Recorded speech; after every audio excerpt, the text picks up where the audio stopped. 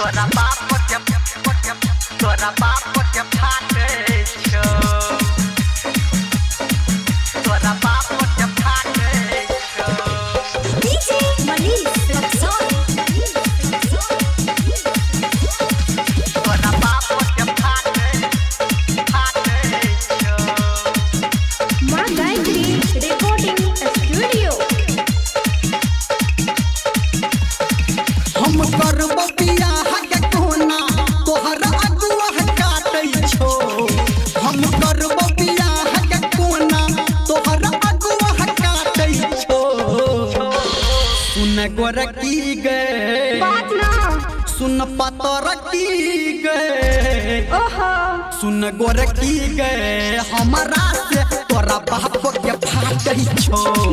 सुन गोरकी गए हमरा से तोरा बाप के फाटै छो सुन गोरकी गए हमरा से तोरा बाप के फाटै छो डीजे मनीष रक्सौल तोरा बाप को जब तोरा बाप को जब फाटे छो तोरा बाप को जब फाटे छो सिंगवाई धर्मेंद्र निर्मलिया कितना दिन जीवा गोरकी बाप के तू डर से चल न के भाग जाइ छी अपना घर से अपना घर हाँ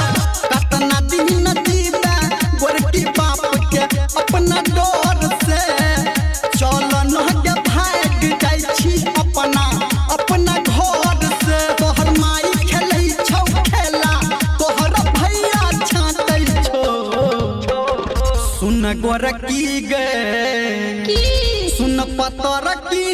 गए बात ना सुन गोरकी गए हमरा से तोरा बाप के फाटै छौ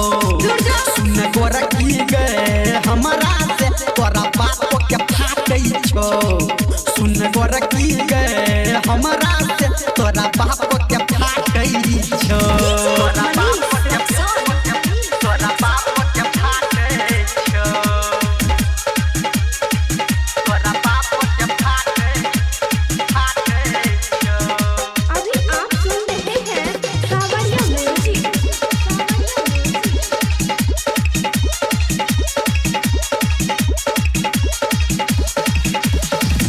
हमरा नै डर लागे गोरकी कखनो मार से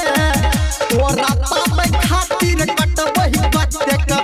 कोदार से हमरा नै डर लागे गोरकी कखनो मार से तोरा पाबै खातिर कटबै कते के कोदार से धर्मेंद्र के तोहर छटकी बहिन दुनिया डांटै छो